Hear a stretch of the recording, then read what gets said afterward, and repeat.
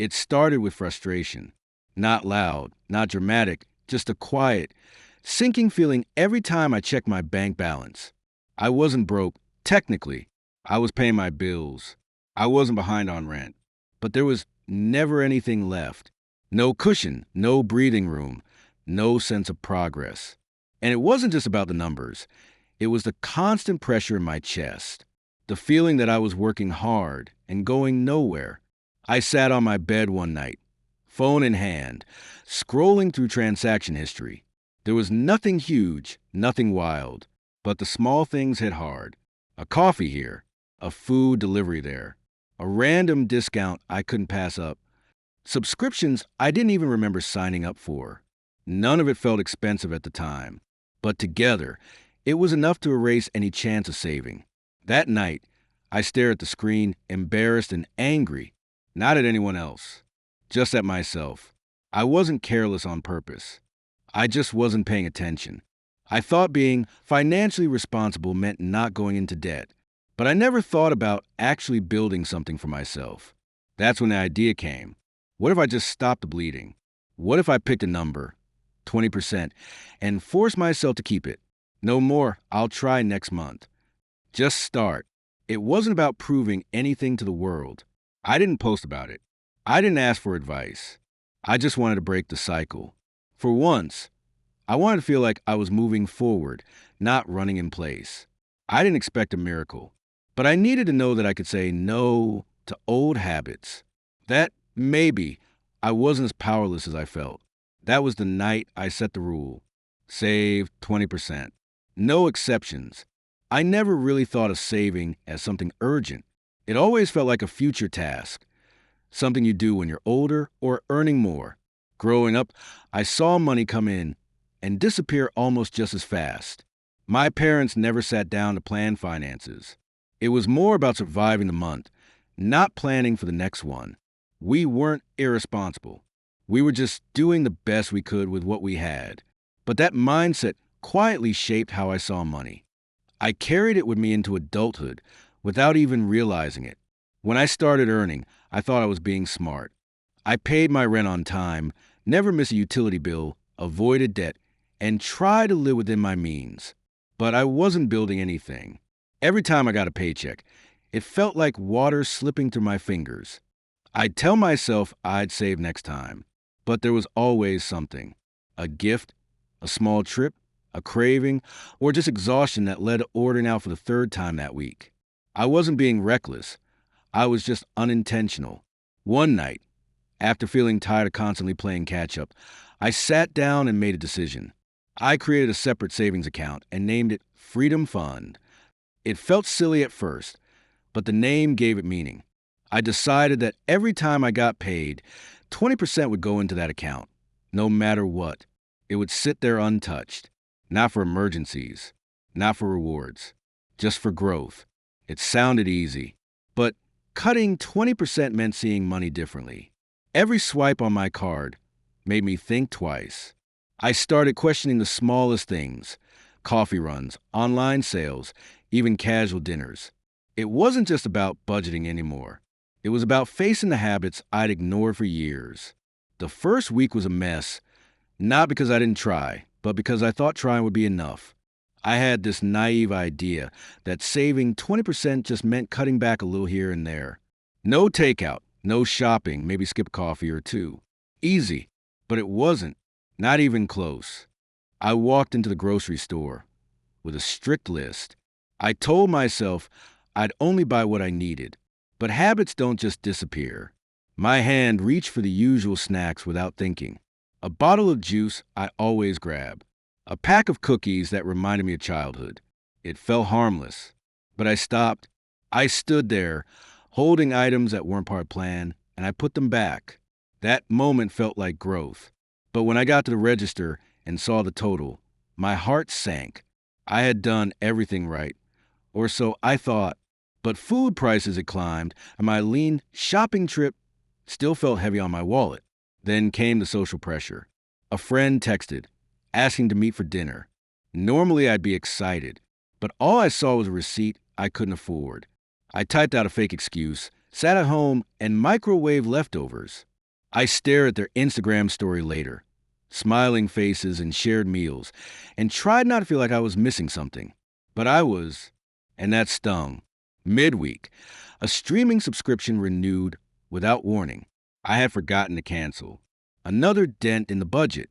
It was one small thing after another. Things I hadn't planned for. Things that made me feel like I wasn't doing enough. Even though I was trying harder than ever, it was exhausting. Not just keeping track of money, but facing everything I've been avoiding for years. Week 2 hit differently. The physical part of saving, cutting back on spending, was already in motion, but mentally, I was still attached to comfort. I didn't realize how much I leaned on quick pleasures just to stay balanced. A fancy drink after a long day. A treat yourself moment after finishing a big task. It wasn't even about greed. It was about coping. By now, those options were off the table. I had to figure out new ways to feel okay without spending money. That meant adjusting everything. I stopped ordering out completely.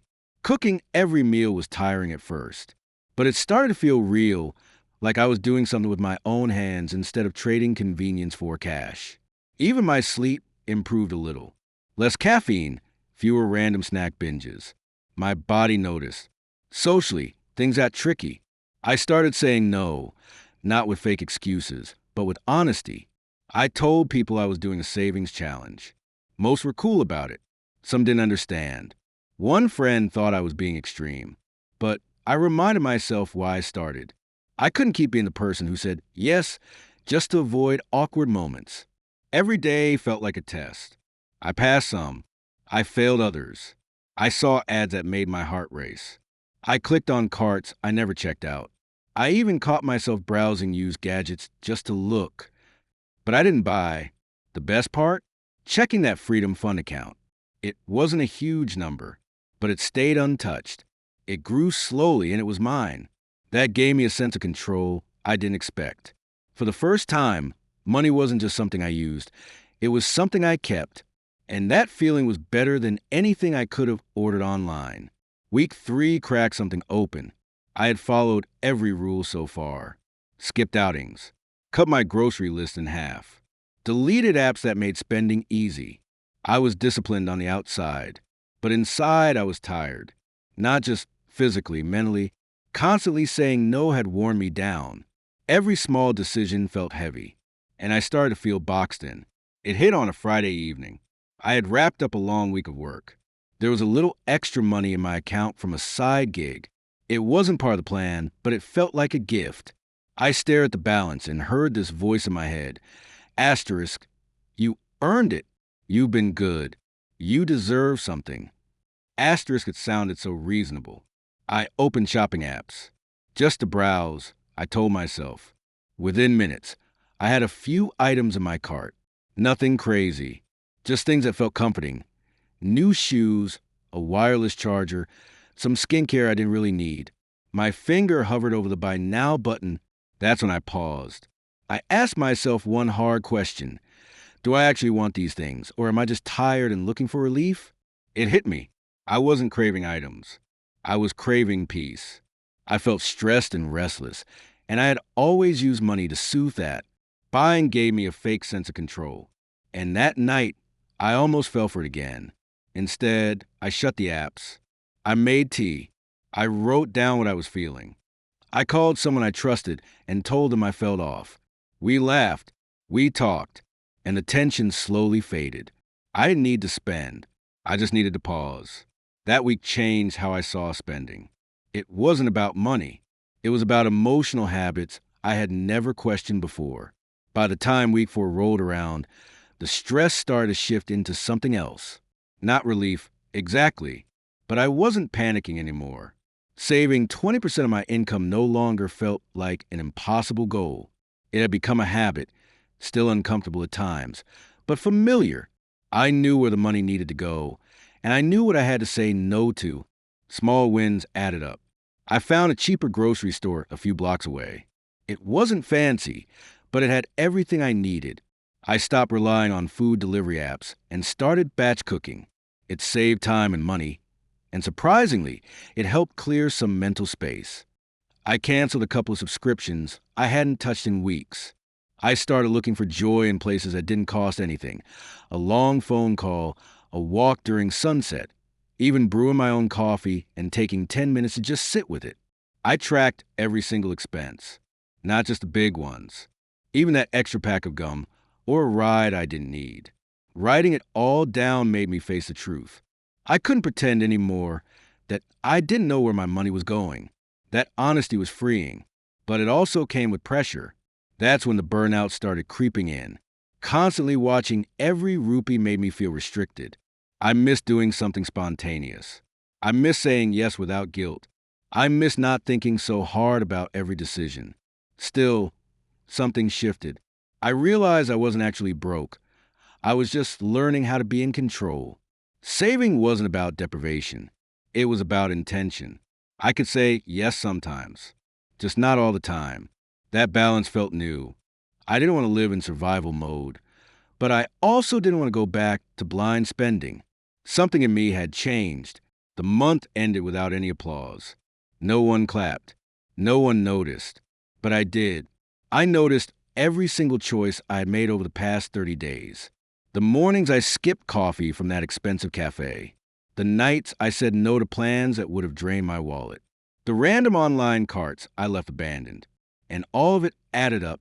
I saved 22% of my income. That number might not sound massive, but to me, it was a quiet revolution. It wasn't about becoming rich in a month. It was about proving something to myself, that I could take control even in small ways. I didn't get a raise. I didn't earn more.